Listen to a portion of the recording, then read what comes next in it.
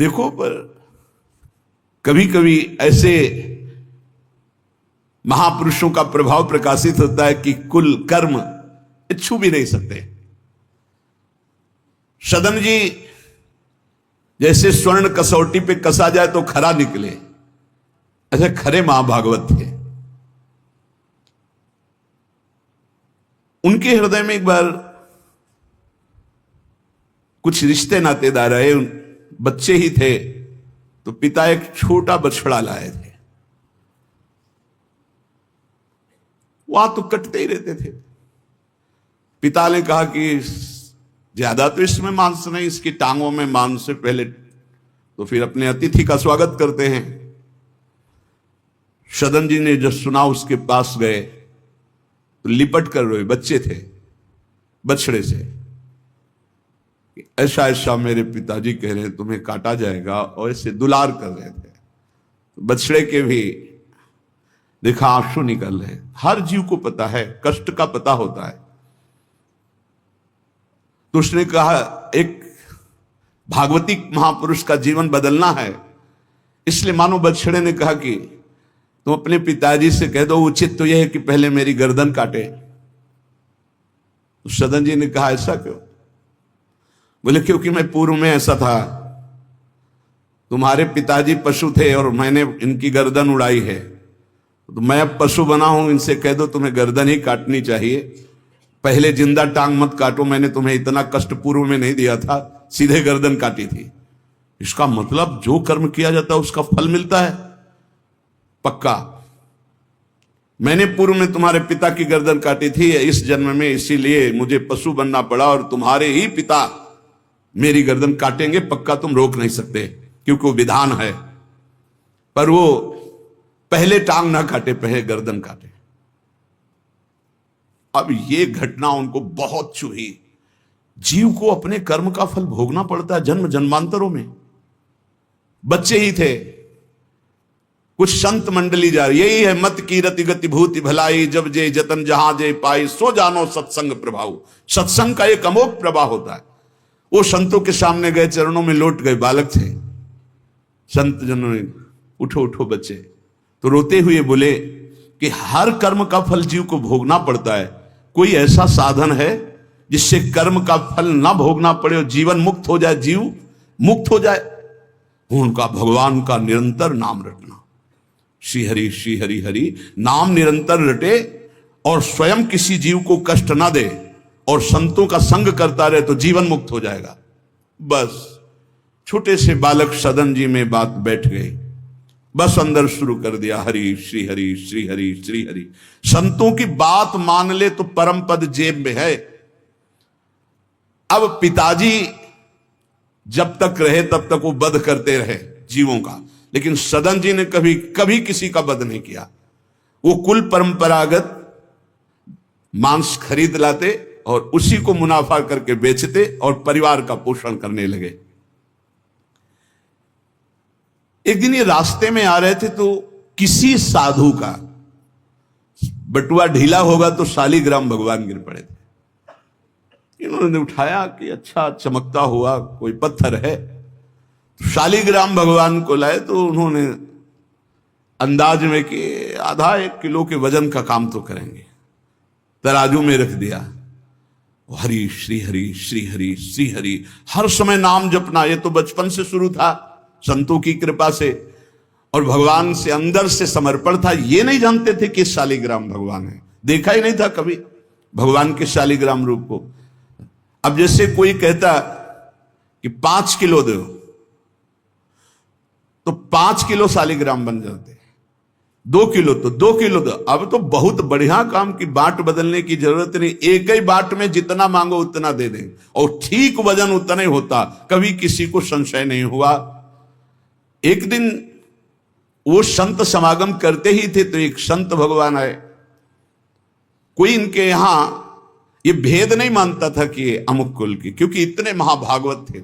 संतों के चरणामृत लेना, उनके पास बैठकर सत्संग करना, तो संत जन इनके यहां आकर के बैठते थे। इनके यहां आकर के थोड़ी देर भगवत चर्चा, बड़े उच्च कोटि के भाव सदन जी के प्रकाशित थे। तो एक संत भगवान ने देखा कि ये तो बड़े सिद्ध शालिग्राम हैं, इनमें तो चक्र का चिन्ह भी है और ये इससे मांस तोलते हैं।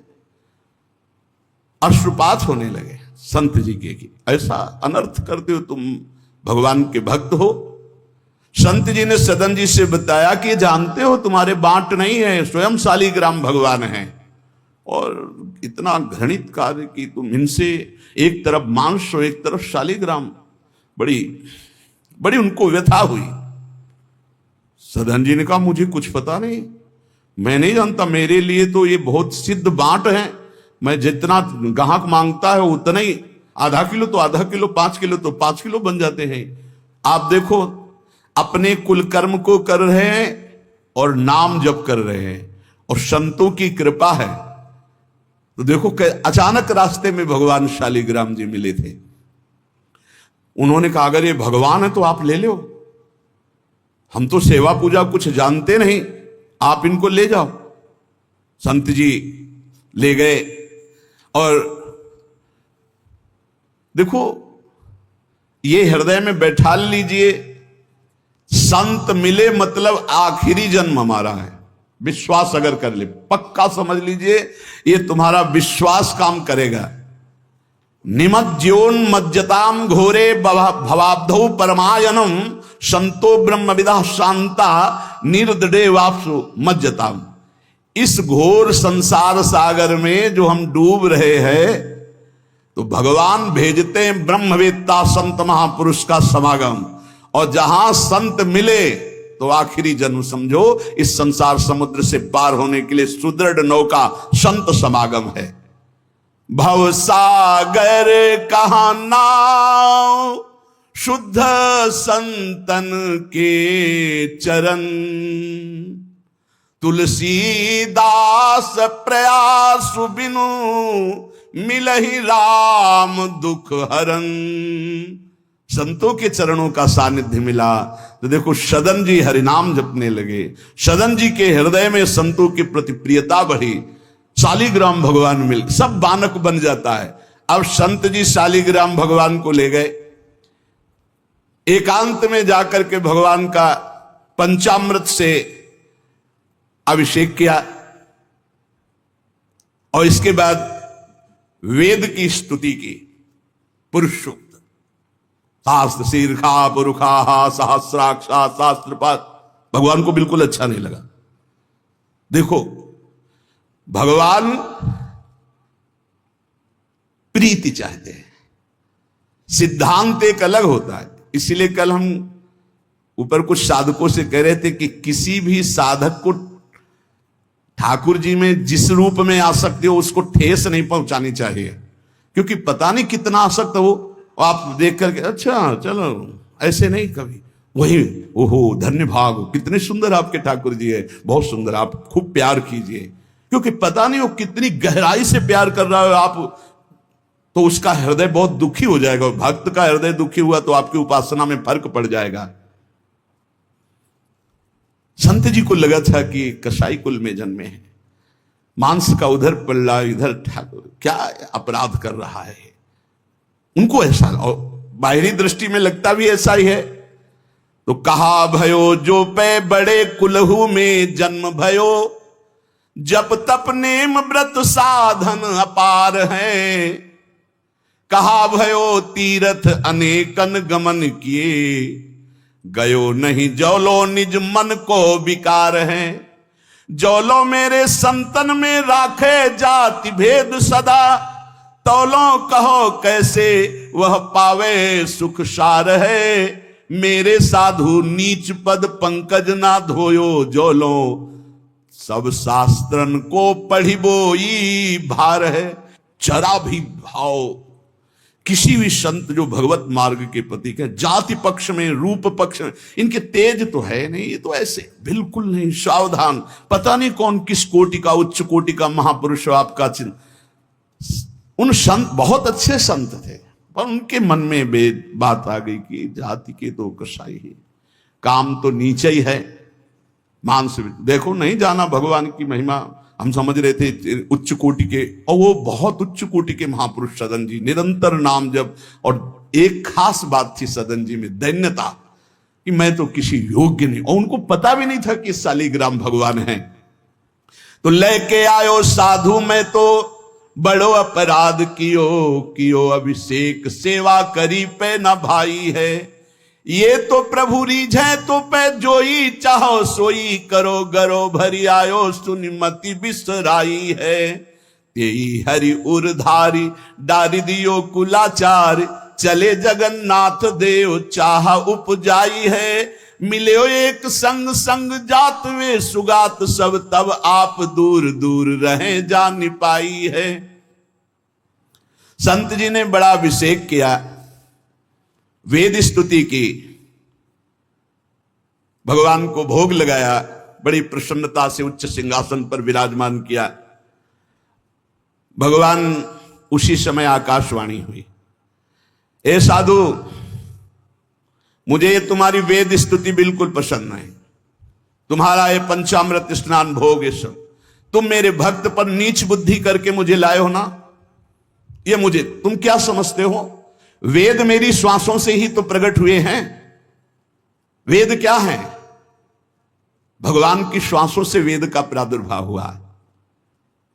सो हरि पढ़े ये अचरज भारी, चारों वेद भगवान के श्वासों से प्रकट हुए। जाकी श्वास वेद श्रुतिचारी, जिनकी श्वासों से चारों वेदों का प्रादुर्भाव हुआ।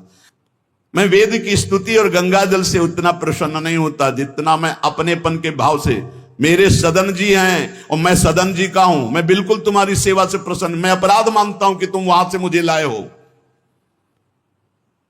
साधु जी यह बात सुनकर एकदम घबरा गए।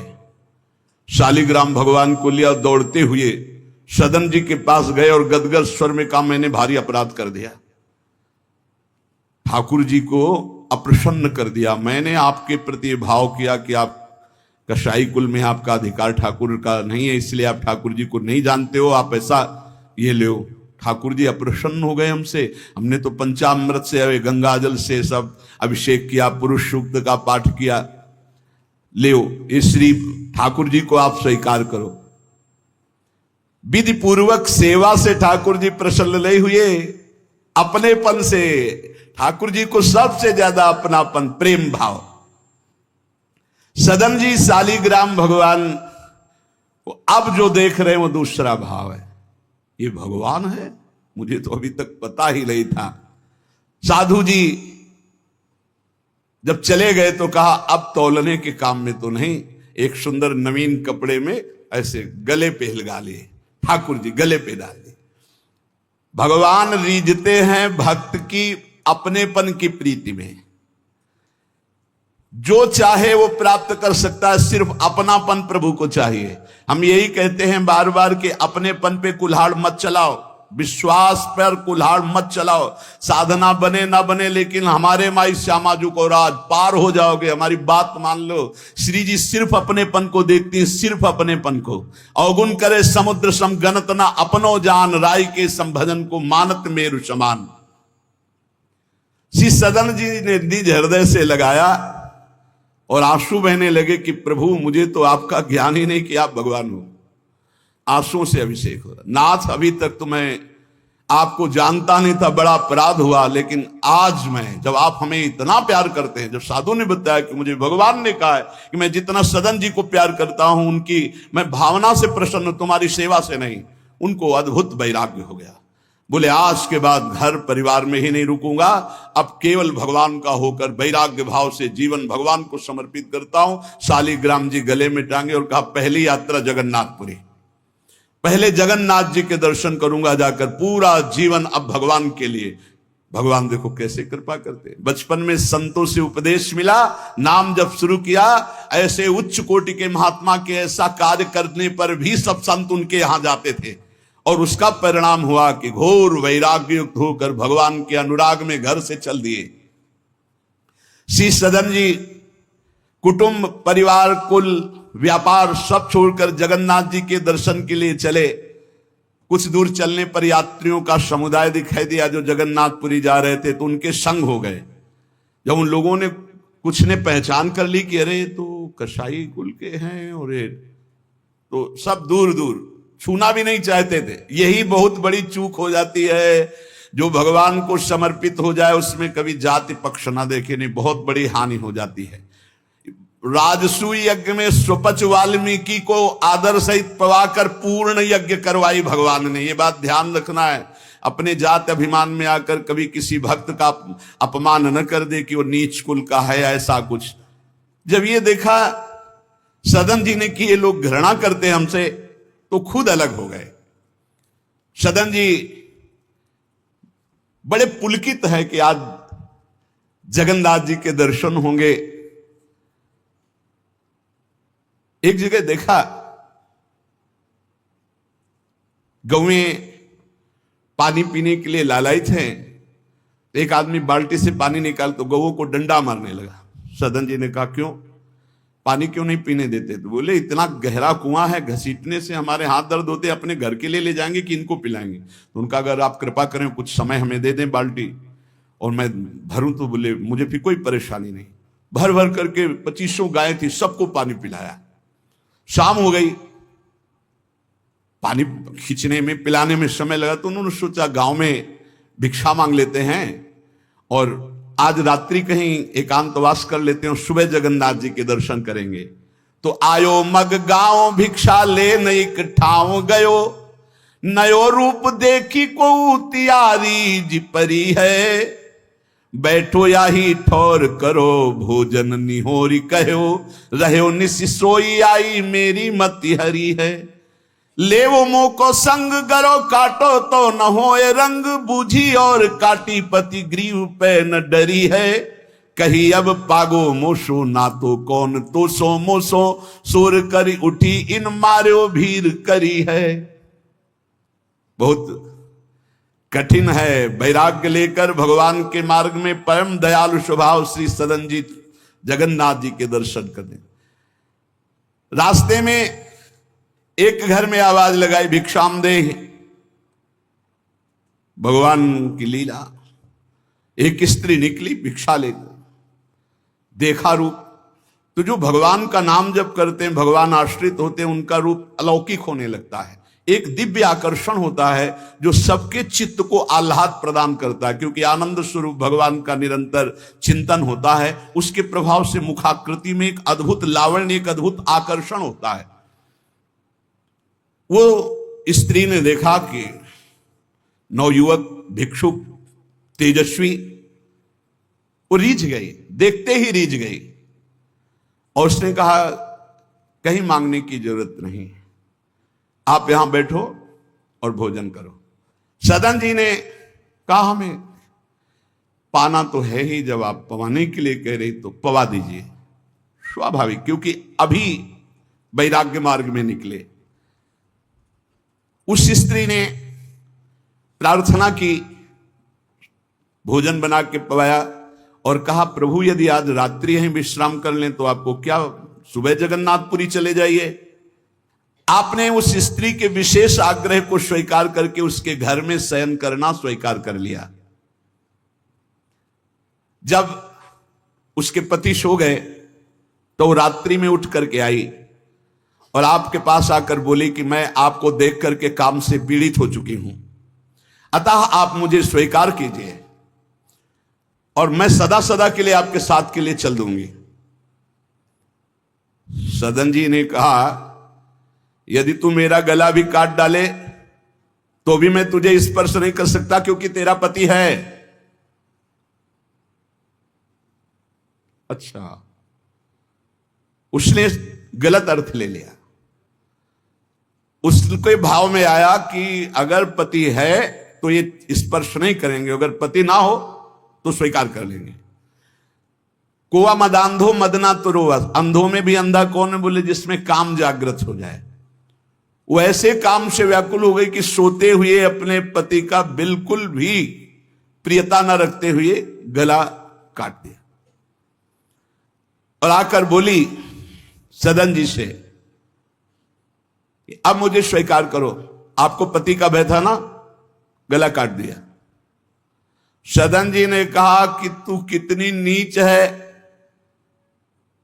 जब तू अपने पति का गला काट दिया तो तू कितनी नीच है, इतना सोचा है?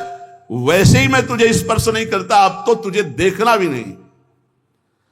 तो स्त्री ने कहा मुझे ऐसा मत समझो कि मैं तुम्हें भी बख्शिश दूंगी, तेरे कारण मैंने अपने पति का गला काटा है, तो फिर तू भी नहीं बच सकता। तो सदन जी ने कहा क्या कर सकती हो? तो उसने कहा मुझे स्वीकार करो, नहीं उच्च स्वर से अभी हल्ला मचाती हूं।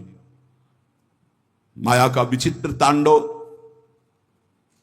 और मैं जोर जोर से सबको कहूंगी कि ये मेरे साथ गलत करना चाहता था, मैंने रोका, मेरे पति ने रोका, मेरे पति का गला इसने काट दिया, इसलिए अभी कहती हूं मैं आजीवन तुम्हारे साथ रहूंगी, मुझे ले चलो।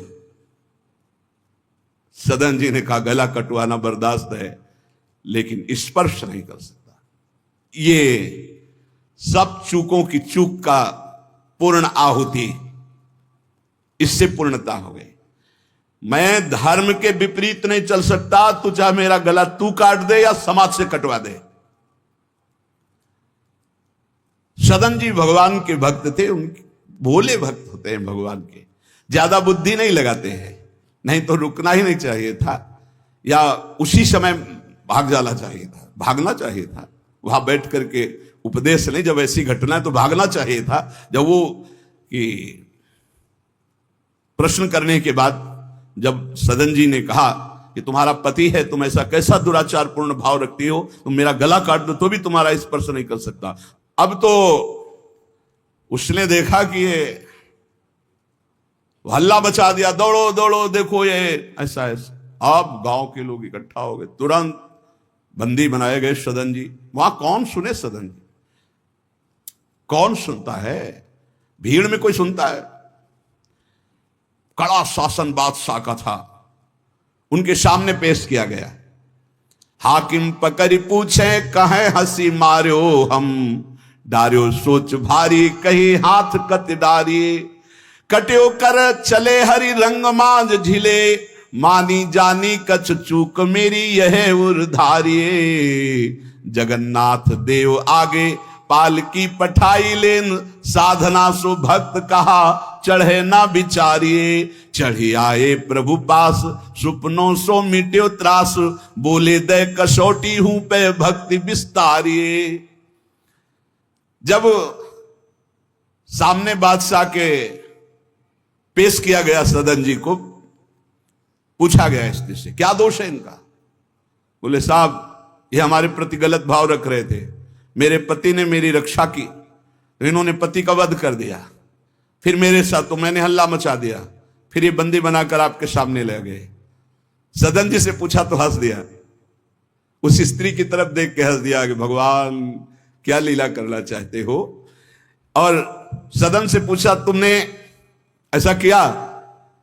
तो बोले जो ये कह रही वही सत्य है। उन्होंने विचार किया कि जन्म जन्मांतरों में हमारे कोई पाप हैं जिनका निस्तार भगवान करवाना चाहते, नहीं तो ऐसा क्यों लीला करते। उन्होंने कहा जो ये कह रही है वही बात मानी जाए। सहम गई स्त्री कि है क्या, वो भक्त को क्या जाने, विरोध नहीं किया सदन ने। यह धैर्यवान भगवान के भक्त का। उन्होंने कहा जो ये कह रही है, क्योंकि जो ही प्यारो करे सोई मोहि भावे, जो ये कह रही थी। भगवान के रहस्य को जानने वाले भक्त ऐसा ही। श्री गदाधर भट्ट जी कथा करते थे, अपार भीड़ एकत्रित हो जाती वृंदावन में। आगरे से लोग सुबह भाग भाग करके अपार भीड़ सत्संग पे। कल्याण सिंह जी थे बड़े जमींदार धनी, और सत्संग का प्रभाव है कि जितेंद्रियता, वैराग्य, भगवत प्रीति ये बढ़ती है।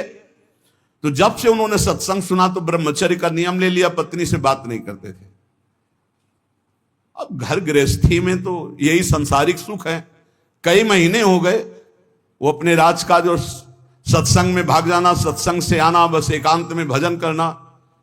पत्नी ने देखा कि कई महीने हो गए हमारी तरफ देखना भी नहीं, बातचीत नहीं, ये कहाँ जाते हैं, कौन है ऐसा? तो पता चला गदाधर भट्ट जी क्या।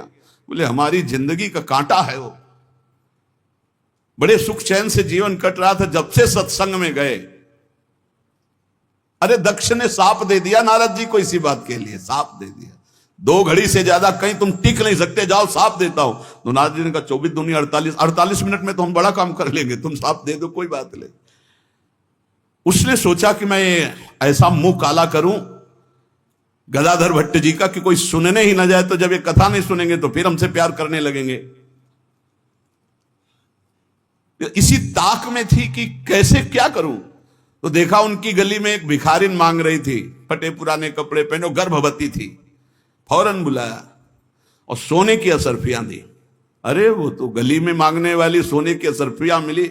अरे मालकिन, तो उनका एक काम है, जितना तू धन कहेगी तुम्हारे परिवार वालों को दूंगी, बस एक काम कर, तू जा करके कथावाचक, जहां मेरे पति कथा सुनने जाते हैं उनका नाम गदाधर भट्ट है, वहां जाके बीच सभा में कह दो कि वैसे तो रोज आते थे और जब से ये हो गया तब से आ नहीं रहे, इसका पालन पोषण कौन करेगा। बस वो समझ गई थी इतने में सब भक्तों की श्रद्धा खत्म हो जाएगी। गली गली मांगने वाली उसको इतना स्वर्ण मुद्रा मिल गई, वो फूली हुई गई और कहा पंडित जी, पूरी सभा ऐसे लगी थी। नजदीक जाके, जब ये नहीं रहा था तब रोज आते थे, जब से गर्व रह गया तो आना ही बंद कर दिया, इसका पालन कौन करेगा। बोले बैठो बैठो, बहुत दिनों में आए, बैठो, जिसने गर्भ दिया वही इसका पालन भी करेगा, तुम चिंता क्यों करती हो। खुश खुश शुरू हो गई कि यार ऐसा बड़े त्याग वैराग्य, बड़े उच्च कोटि के महापुरुष गदाधर भट्ट जी बड़े त्याग वैराग्य की बातें करते हो, ये हालत है पीछे की।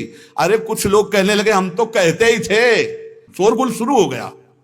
और कुछ भक्त थे जो प्राण समर्पित किए थे, उन्होंने कहा ऐसा नहीं हो सकता, ऐसा कदापि नहीं हो सकता, कोई षड्यंत्र रचा जा रहा है।